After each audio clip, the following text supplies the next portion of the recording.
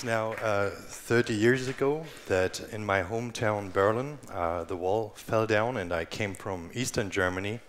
And back then I was a child, and I didn't know that I will never again witness something so powerful and so brutal at the same time, so peaceful, but I also didn't care. Because I was a child and I was only interested in magic. And that brought two kinds of different magic into my world, and the first one was this one here. Now, why is that magic? The idea of magic is, for instance, that something happens that is impossible. For instance, it's impossible for an entity to change its nature. Let's say a tree becomes a dog. Cluck, then it's a dog. That is not possible, and if we would see and witness that, it would be true magic. Now, I do know that only humans think, and all of a sudden I was promised that there is a thinking machine, this dead box, and it produced vivid colors and interacting characters that I could play with. It looked so alive, and I fell totally in love with that magic. I studied computer science, made little video games, and today I lead the design studio Walls Binaire, which is making design and art only by the use of computer algorithms. The other magic was this one here. Now, it is a travesty because it means the opposite. It was about humans becoming robots. Not robots becoming human, but the opposite. And that is, again, magic, because you see a human and he's alive and you do and he's not anymore. That idea that something can change so immediately just completely captivated me. So for the next 15 years, I traveled all over the world and became top 16 world-ranked robot dancer.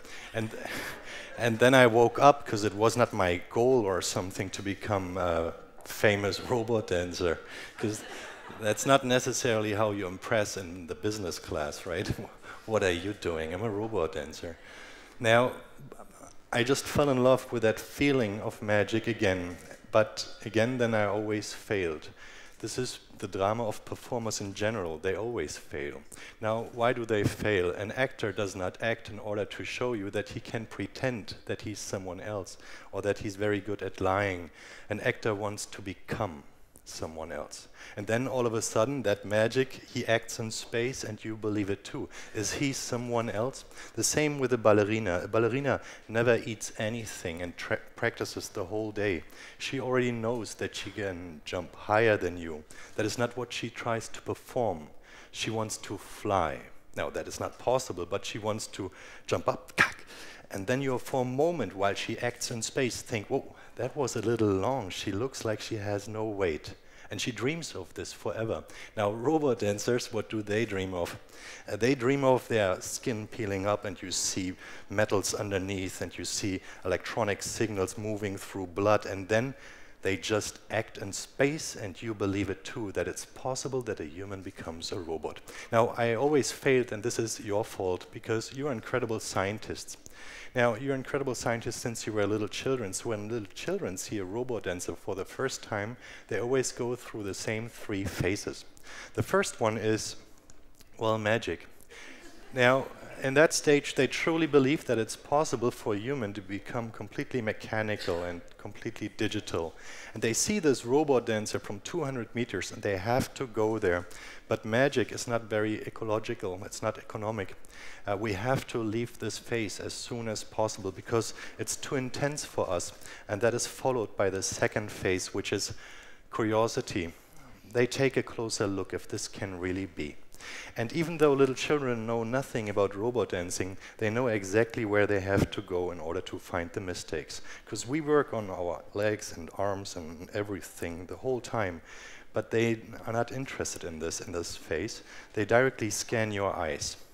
They know that they only have to stare at the eyes and wait. And if they don't see anything, the magic raises, but that is not economic, so the curiosity raises.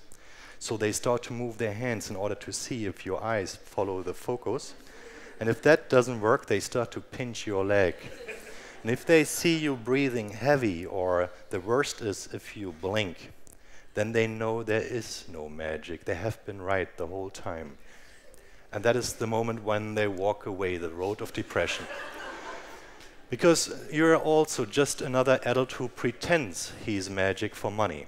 Now, that doesn't feel good, but you don't need to feel bad for those children because we are speaking about a cycle here. Because they go back to magic. It is immanent for us to believe forever. They believe in Santa Claus, and then they find out that there's a correlation between the existence of Santa Claus never being present when Daddy is present. That means they're the same persons and they walk away. They have their first kiss, and that feels magical. It must last forever, but it very often doesn't.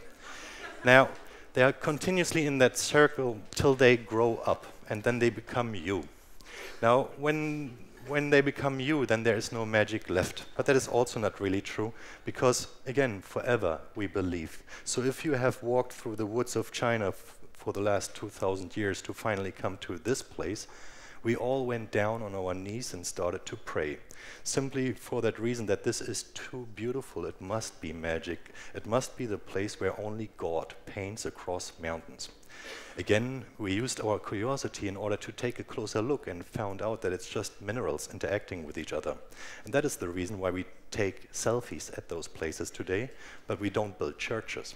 And that is a whole different sensation. So what is actually the last magic on planet Earth? The last thing that we don't really understand how it works? Well, it might be you. You might be the last God on planet Earth, simply because we can't reconstruct it. We can't explain how that sensation just slightly works. You have a whole Milky Way in your brain, and that interacts with each other, and we don't know how that is possible, that you do all those sensations that you do. And today I would like to use computer technology and artificial intelligence to take a closer look if that truly persists. And that is for the following reason. Why computer technology in order to look into humans? Well, I do believe that we as humans behave more and more digital and mechanic. We reduce the complexity of our behavior. And on the other hand, we have digital entities, and they increase the complexity of their behavior. They do art, they do creative work, and if we lay them on top of each other in an artistic process, we are not anymore concerned about the redundancy of things that we have created. We can take a closer look and see what we can't copy. And what we can copy are the things that make the machine, and the human, because it is the things that are left. And I think computer science was always about this. We never built computer science in order to study the object that we just built. Why? We only look into those machines in order to find ourselves and the things that we cannot copy. Now, what are the things that we cannot copy? Right now, we believe that this is true magic in humans. The first magic is that they are able to think about themselves. And as soon as they think about themselves, they can generate their own intimate choice from within. And then when this choice varies from an expected choice, then we create this creative. That means it's different from what we expected. So he becomes a creator himself.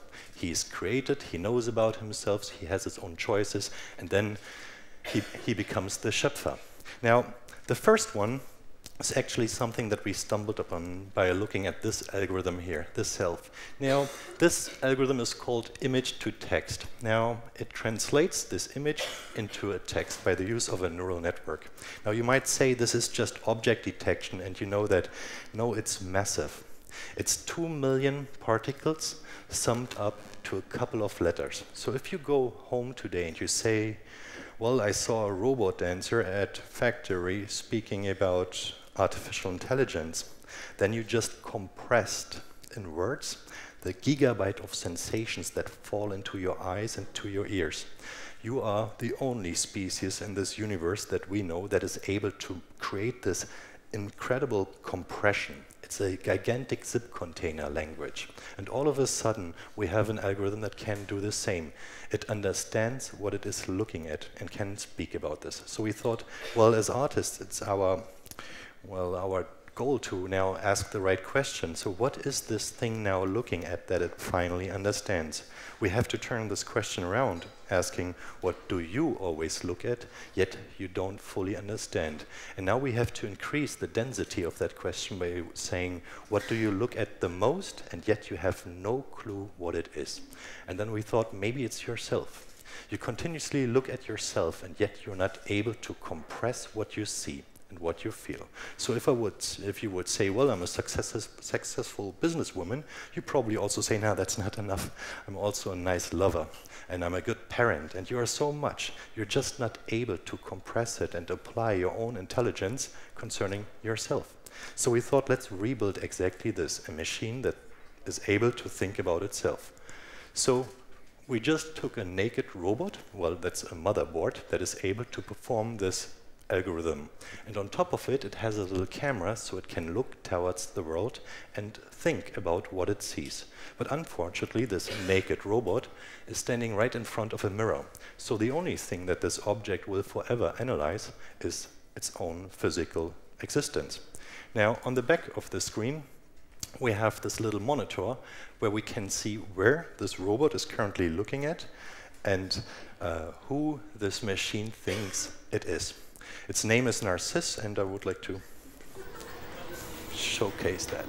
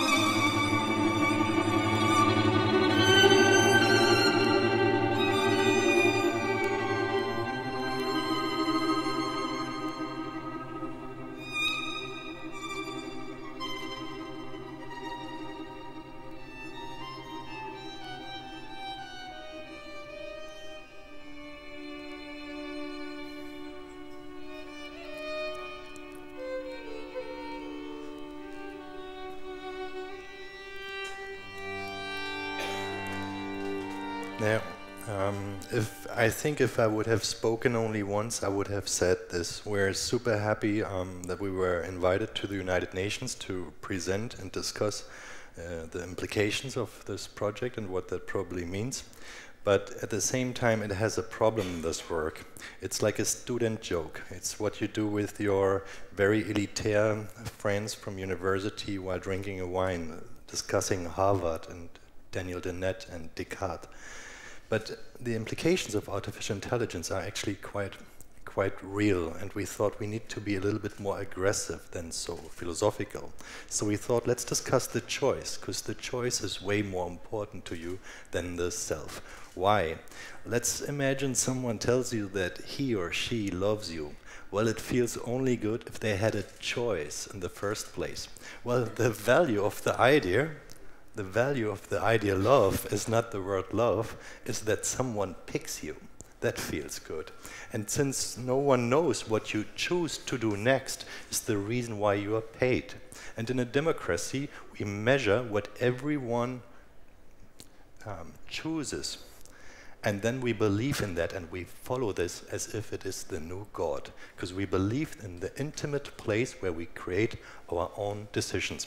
Well, let's imagine you would now pick a plastic glove here, and I would be able to predict which one you pick, of each of you. Well, then this would mean that your own choice, your own thoughts are just a It would mean I have access to your choice making. And then you would be readable machines. But I'm not able to do that. But that is a sender and receiver problem. So it can be that you have an intimate space that I cannot access, where you generate your own choices, or I'm just very bad at observing what you choose to do. So let's take a look at human abilities to predict what happens next. This here's a sequence, and you're supposed to predict what happens next. And if you think that this happens next, you're absolutely right. Now take a look at this more complex system. Try to predict what happens next. I know it feels very trivial, but could you raise your hand, please, if you believe that this is what happens next? Absolutely, that's 100%. Please take a look at this sequence and concentrate. Could you raise your hand if you are able to predict what happens next? We just got outperformed by 100%. You say that's quite unfair, right? Because it got so much more complex. No, it was always the same complexity. I wrote all three codes and the circle is always there. It was first hidden between left and right, then they blew up into a circle, and after this I distorted that circle slightly. The watch was gone, and all of a sudden all of you were gone. But the animal of that is just 20 lines of code. It's not more complex. You just cannot see it. So what does that mean? By the way, if someone picks this, it never happened. I can't predict it. Now, what about this very distorted circle? What if this is just a very complex circle that we can't read? Do you believe there's little jelly in there that makes decisions every day? That says I go left or right? I think they're just machines and nothing else. But what about this most complex of all circles? Do you believe it is possible to predict what this person is going to do next? And this is my theory. It's quite difficult what happens next. But as soon as they reduce the complexity of their behavior, they become machines, and then they get swallowed by machines. That is the story of modern times 100 years ago. And I think this is exactly how it works. You first go to a factory in order to speed up your processes, then you inspire new engineers to behave like you, and then we build robots that recreate your reduced complexity. The same if you are a very modern journalist, you probably have to be clever on Twitter 5 times a day. In order to do so, you have to reduce the complexity of your thoughts and have to work redundant, to release, to release, to release. And therefore, you do 2 mistakes. First of all, you decrease the entropy of your actions, and then you articulate this very often in a digital environment. And that's exactly what we need in order to outperform you. And that is what our next work is about. It's called 5 seconds, and it's basically a mirror that you stand in front of. But it's a digital mirror enhanced with a camera and 3 neural networks. And you don't see what you do while waving your hand, you see what you will do in 5 seconds. Now you say, well, that's quite impossible, because if I would see this, I could always do the opposite. Yeah, that's actually right. But then you changed the future, right? No, what I'm trying to say is, you probably could do something else, but my guess is you won't. You just don't care. So this thing will work like this. Sooner or later, we have to install this mirror. Let's say where I brush my teeth. And it will work like this. It will be completely blurred out because it doesn't know anything. It will see me brushing my teeth for 3 months. And after 3 months, it will get more and more clear. I lift my toothbrush, and the toothbrush will be already in my mouth. When I see this, I will be like, wow, that's crazy. I didn't saw that coming. I just got outperformed. Am I so predictive? And I will raise my hands. Bah. And I make a gesture. It will again blur out because that machine has never seen that. The next day I lift my toothbrush, it's already up there. I do whoop, but the hands are already up there. Now I can do something else, right? Because, oh no, that's confusing. I do this gesture. Then we have 2 gestures. It will blur out. Next day I try to do this. The hands are already up there. And then will happen what in general will happen to us. I will just stop caring. I just don't care. And because of that, I will continuously brush my teeth and will see that the toothbrush is in front of me. I will just get used to a world that obviously shows that I never had a choice. Now, The last one is creative, and I'm actually working at a design studio, so we're not philosophical all day. We actually have to create digital pieces. And that is the reason why I'm very interested how artificial intelligence will actually influence creative decisions, the Schöpfer. Now, the most influential technology concerning digital design is called GAN, G-A-N, for generative adversarial networks. And this works like this. So there's a teacher AI and a student AI, and it's very important to understand that, because then it might help you to understand why this thing will succeed. So the first teacher AI gets to see data, let's say data of human faces, and then asks the student, could you also provide an image? And he just starts with any random noise.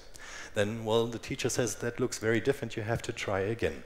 He tries again for millions of times, trying to walk down the mountain into deep learning. And then he comes up by accident with something like this. And the teacher feels like, well, that's kind of better. You have to continue to walk down into that valley. And that is the reason why the student knows in which direction the valley is. And then he comes up with something like this. Now this is kind of crazy, isn't it? Because this student now starts to think about what he just learned, and that looks like this, without ever seeing human faces. Because only the teacher was carrying data of human faces. That means none of those humans were ever alive? Not necessarily, because, well, it is more than data. It is intelligence upon data. Now, what does it mean? Who is in that network? Remember with those letters and that big image, intelligence is always way smaller than data. It's only 300 megabyte big, and it already carries all your ancestors, all of you, and your children in every age in the future. Because it didn't store what you look like, but what humans look like, and it has stored them in only 300 megabyte. That means that fashion design in 2000, this is actually this year in April, those models were never alive, the clothes was never designed, they were never photographed, the places were never booked. This is a 70,000 euro shooting per day in the fashion industry. It makes no sense anymore. Now, what does that mean concerning 3D? Well, 3D is one dimension harder than 2D, but we found by accident a little solution by playing around with digital human bodies. We tried to show the machine actually those human bodies and asked it, could you now also morph, instead of two-dimensional faces, from one human shape to another? And after 2 days it looked like this. Well, it looks like noise and it looks broken, but at least the machine learned one thing, that the human is a unified whole. He belongs together. I'm not standing here and my arm is 2 meters apart from me. I'm connected, and the machine seemed like it picks it up. So we thought, let's train this machine again 2 more days and then see what the machine does. So please keep in mind, this machine has never seen a human body or movement.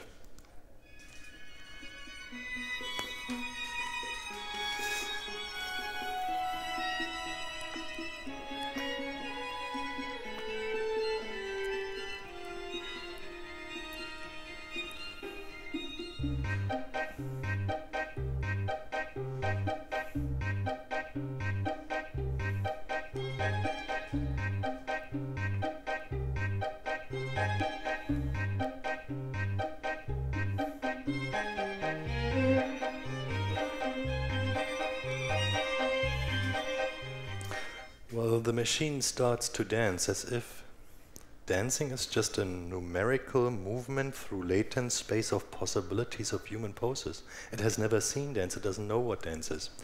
Well, that is the rendered version here.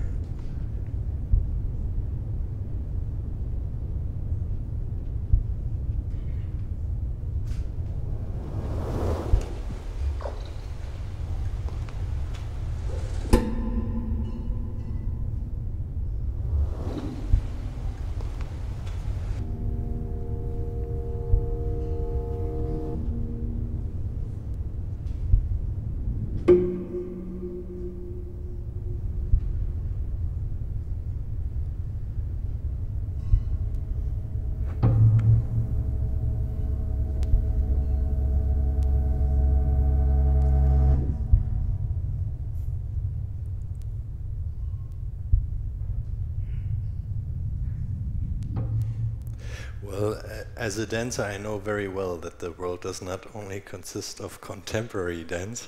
So again, we thought, let's be a little bit more clear what this shape kind of AI means. It is not only moving bodies, it also moves the most expensive design product of the 20th century 30 times a second. So what you see here is not an animation of a computer graphic. It is basically a blind student AI trying to touch the designs we have made of in the automotive industry.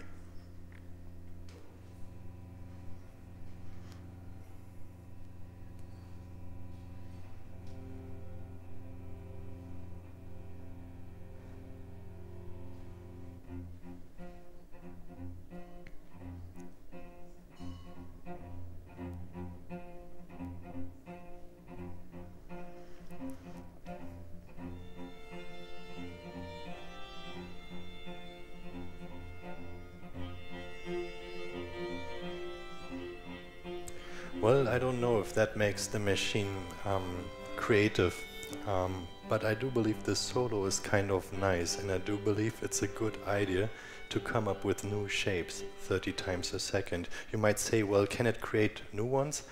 Have we created new ones? Well, that is actually how the road of depression feels like, because who cares if we are able to think about ourselves, if our choices are predictive and our creative can be outperformed? Well, not necessarily can we outperform human actions. We can perform human actions of adults. Well, we tried actually to use our gun network to teach children paintings.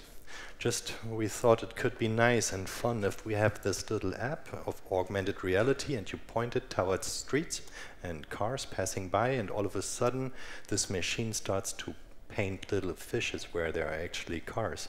It would be an access to completely surreal worlds if we could only teach a machine how to paint like a child.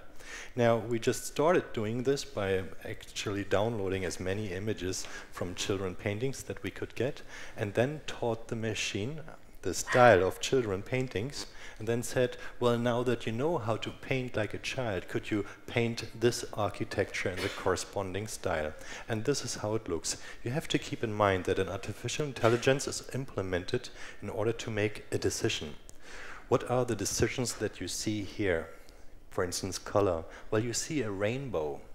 You see every color. It means that the machine refuses to make a decision because it can't see clear. The same with this landscape or this cup of coffee. It just doesn't work. And I do believe that says something actually about us and the magic within us. Because how is it possible that we are able to outperform the style of Pablo Picasso 30 times a second, but we completely fail with this artist? Let's take a look again at their actions. What is their favorite subject? Well, everything. What's their favorite color? Every color. What's their favorite spacing? Every spacing. Well, we ask the machine then, what would the child paint? And it says everything, rainbow. Well, what does that mean concerning this horrific mirror that continuously predicts what we're going to do next? Well, Charlie Chaplin said this 100 years ago. We have to enrich, again, the diversity of our actions, and then we will ask the machine, what is Charlie going to do next? And we'll say, well, everything. Well, what does that mean concerning this robot that now is able to think about itself? Well, most of the time I'm actually asked, when will it ever understand who it is? Well, who cares? It's just a machine. When will you? That is the question. We didn't build that machine for 2 years, then booked the most expensive crematorium in the world and the Balanescu Quartet to play Mother for us, only to witness how that machine now thinks, well, I finally found it. I'm just a bunch of electronics sitting on a table. That would be feeling too pathetic. That is a machine that stands in front of a mirror, but that mirror was always made for us. But very often when we look in this mirror, we don't necessarily see what we would like to see. We just don't like our own reflection. I do believe that today we see that we are actually the biased artificial intelligence, the predictive little robots. We are the humans dancing the robot. And we can see this, and we can use this mirror, however, in order to improve, in order to enrich our actions again, in order to be really diverse, in order really to help each other, and that could be done through that mirror. And that would lead, in my opinion, to new magic. Thank you very much.